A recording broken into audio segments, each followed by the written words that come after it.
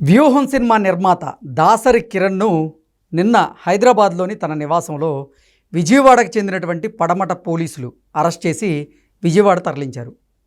గాజుల మహేష్ అనేటువంటి వ్యక్తి దగ్గర అప్పుగా 6 కోట్ల రూపాయలు దాసరి కిరణ్ తీసుకొని అవి ఎగ్గొట్టగా గాజుల మహేష్ అతని భార్య దాసరి కిరణ్ ఆఫీస్కి వెళ్ళి డబ్బులు ఇవ్వాల్సిందిగా వారు అడగ్గా దాసరి కిరణ్ అనుచరులతో వారి మీద దాడి చేయించినటువంటి నేపథ్యంలో వారు దాసరి కిరణ్ మీద ఫిర్యాదు చేయడం, ఆ తరువాత పడమట పోలీసులు దాసరి కిరణ్ని అరెస్ట్ చేయడం చూసాం.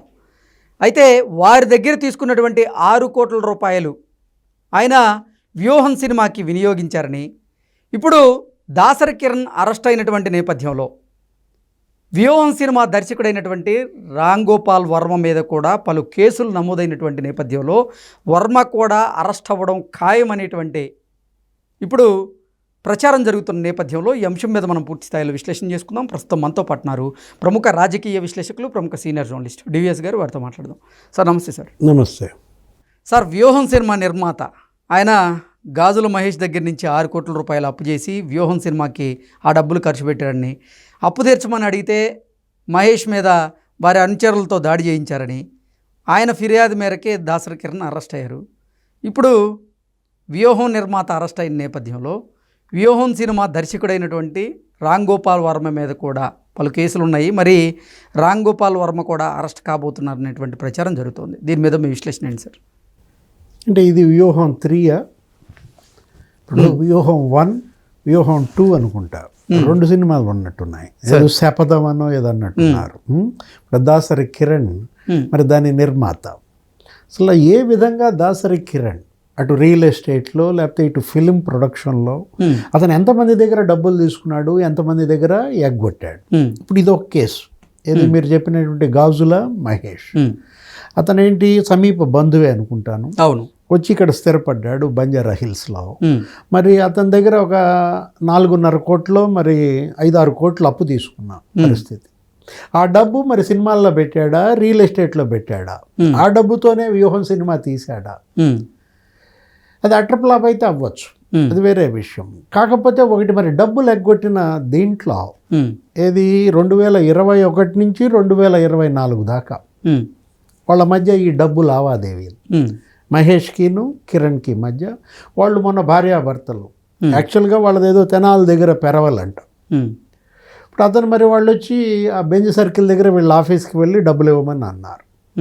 ఇవ్వమంటే అసలు మరి కిరణ్ అతని రౌడీ మూకను ఏదో పంపించి వాళ్ళపైన దాడి తీవ్రంగా గాయపరిచారు.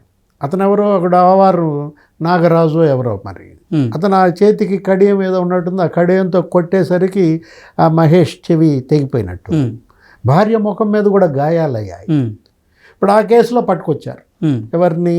కిరణ్ని పట్టుకొచ్చారు. మరి రిమాండ్ జైలుకి పంపించినట్టున్నారు. ఇక జనం అందరి చర్చ, ప్రొడ్యూసర్ అరెస్ట్ అయ్యాడు, డైరెక్టర్ పరిస్థితి ఏంటి?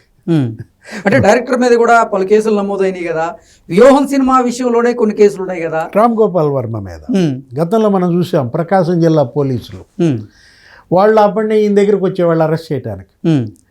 ఇతనేంటి, ఇతను ఏదో ఇల్లు, ఆయన పేరు ఏదో డెన్ రామ్ గోపాల్ వర్మ డెన్. ఇప్పుడు ఆ డెన్లోనే ఉన్నానంటాడు, కానీ లోపలికి వెళ్తే కనపడ్డావు. అదేదో బూత్ సినిమా లాగా. ఇప్పుడు ఏంటి, అసలు అక్కడ ఉండకపోగా ఆయన ఏదో కేరళలో ఉన్నట్టుగా పోస్టులు పెడతారు. ఏదో కేరళ సినిమా షూటింగ్లో అతను ఏదో పర్యవేక్షిస్తున్నట్టుగా, అదేదో సినిమా షూటింగ్లో ఉన్నట్టుగా ఫేస్బుక్లో పోస్టులు. వీళ్ళు ఒక 2-3 రోజులు అతను అరెస్ట్ చేయడానికి చూసి వెళ్ళిపోయారు.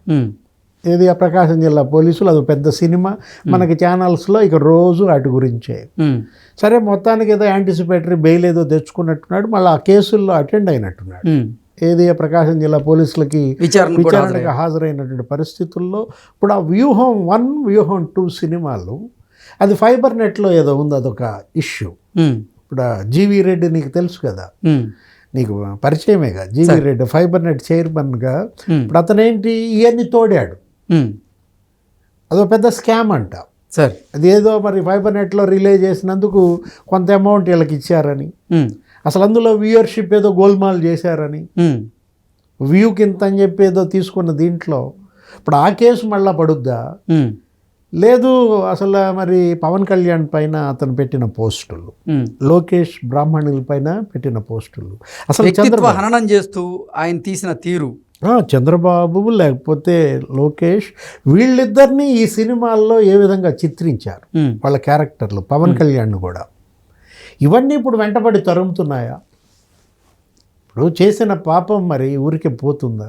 ఇవాళ ఏదో జగన్మోహన్ రెడ్డి ముఖ్యమంత్రిగా ఉన్నాడని చెలరేగిపోతే రేపు జగన్ ఓడిపోతే నా పరిస్థితి ఏంటి అని ఎందుకని ఆలోచించుకోలేకపోయారు? ఇప్పుడు రామ్ గోపాల్ వర్మ సినీ దర్శకుడుగా మరి ఆయన ఒక ట్రెండ్ సెట్టర్. ఏది అతనంటూ తనకంటూ ఒక బాణి. మనం చూసుకున్నట్లయితే దగ్గర దగ్గర ఒక 80-90 సినిమాలకు ఆయన మరి పనిచేశారు. గొప్ప టెక్నీషియన్గా ఆయనకు అసలు మరి దేశవ్యాప్తంగా పేరు. ఇప్పుడు తీసినటువంటి 80-90 సినిమాల్లో 30-40 సినిమాలు అసలు హిందీలో తీశాడు. ఇప్పుడు బాలీవుడ్లో అసలు మనకు తెలుసు ఇది ఏంటి, అమితాబ్ బచ్చన్తో కలిసి ఆయన ప్రొడక్షన్ సినిమాలు తీసినటువంటి దీంట్లో సర్కారా అనేక సినిమాలు, రంగీలాను, లేకపోతే శివాతో స్టార్ట్ అయింది ఈయన యొక్క ఆ సినీ జీవితం. అంత గొప్పగా తీశాడు క్షణక్షణం అనేటువంటి సినిమా. ఇప్పుడేంటి క్షణక్షణం కనపడుతోందా? ఇప్పుడు రామ్ గోపాల్ వర్మ ఇవాళ జగన్ సీఎంగా దిగిపోవటం వీళ్ళ పాలిట శాపంగా మారిందా? ఓకే, అంటే మనం విచక్షణ అనేది కోల్పోకూడదు. ఎటువంటి పరిస్థితుల్లో కూడా సంయమనాన్ని విడిచిపెట్టకూడదు. బ్యాలెన్స్ ముఖ్యం. మీరు ఇంత గొప్పగా ఎదిగారు. ఆ ఎదిగినటువంటి వ్యక్తి ఎంతమంది మనం సినీ దర్శకులు చూడలేదు. ఇప్పుడు దాసరి నారాయణరావు లేకపోతే రాఘవేంద్రరావు. ఇప్పుడు అతను ప్రతిదీ వివాదాస్పదమయ్యారు.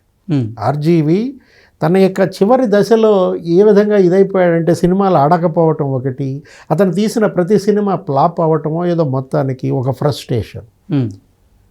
ఇప్పుడు పీక్ వెళ్ళిపోయింది. అసలు ఆ ఫ్రస్ట్రేషన్ కూడా ఎలా మారిందని ఒక పెర్వర్టెడ్గా మారారని. అదేమంటే నా ఇష్టం. పుస్తకం కూడా రాశాడా, ఏదో నా ఇష్టం అని ఒక పుస్తకం కూడా రాసినట్టున్నాడు.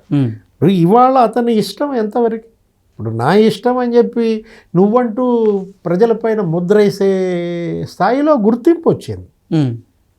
ఒక గొప్ప టెక్నీషియన్గా లేకపోతే సినిమా దర్శకుడిగా నీకింత పేరు ప్రతిష్టలని ఇక్కడ ప్రజలు సమాజం ఇస్తే వాటిని నిలబెట్టుకునే ప్రయత్నం చేయకుండా రాజకీయంగా కక్షలేంటి? మీరు సినీ పరిశ్రమ నుంచి వచ్చిన వాళ్ళు నిజంగా నీకు రాజకీయమే కావాలనుకుంటే దిగు, చేరిపో. ఇప్పుడు కృష్ణ ఉన్నాడు, సూపర్ స్టార్ కృష్ణ. ఆయన ఎన్టీఆర్తో విభేదించారు. ఆయన ఎన్టీఆర్తో విభేదించి ఎన్టీఆర్ మీద సినిమాలు కూడా తీశారు అప్పట్లో. ఏదో మండలాధీశుడని అనేక సినిమాలు. సరే, అన్పాపులర్ చేశారు ఎన్టీ రామారావు. ఆయన ప్రయత్నం ఆయన చేశాడు, కాంగ్రెస్ పార్టీలో చేరాడు. రాజీవ్ గాంధీ పిలుపు మేరకు నేను కాంగ్రెస్లో చేరానని చెప్పేవాడు అప్పట్లో సూపర్ స్టార్ కృష్ణ, మహేష్ వాళ్ళ ఫాదర్. ఆయన ఏలూరు ఎంపీగా కూడా గెలిచాడు. ఇప్పుడు రాజకీయం కావాలనుకుంటే రామ్ గోపాల్ వర్మ ఏం చేయాలి? జగన్మోహన్ రెడ్డి నాకు స్ఫూర్తి. ఇప్పుడు రాజీవ్ గాంధీ కృష్ణకి ఎలా స్ఫూర్తి అయ్యి కాంగ్రెస్లో చేరాడో మీరు కూడా జగన్మోహన్ రెడ్డి ఇష్టం నీకు, వైసీపీలో చేరిపోండి. అతను ఏదో టికెట్ ఇస్తాడనుకో, ఎక్కడైనా కంటెస్ట్ చేయండి, లేదు రాజ్యసభకి వెళ్ళండి, లేకపోతే అసలు చిరంజీవి లాగా నువ్వు కూడా పార్టీ పెట్టుకో. ఏదో ప్రజారాజ్యం పార్టీ పెట్టారు చిరంజీవి, లేదు ఇప్పుడు ఈయన ఉన్నారు ఎవరు, పవన్ కళ్యాణ్, జనసేన. నువ్వు కూడా పెట్టుకో జగన్ సేన. ఒక పార్టీ పెట్టేసేసుకుని నువ్వు ఆ పార్టీ తరఫున అభ్యర్థులను నిలబెట్టు, కంటెస్ట్ చేయి, గెలువు. ఏది రాజకీయ జీవితం కావాలని కోరుకుంటే. అంతేగాని సినిమాల్లో ఉండి ఎవరో డబ్బులు పెట్టుబడులు పెడుతున్నారని చెప్పి దిడ్డంగా సినిమాలు తీస్తే ఒక టైంలో ఎలా మారిపోయాడంటే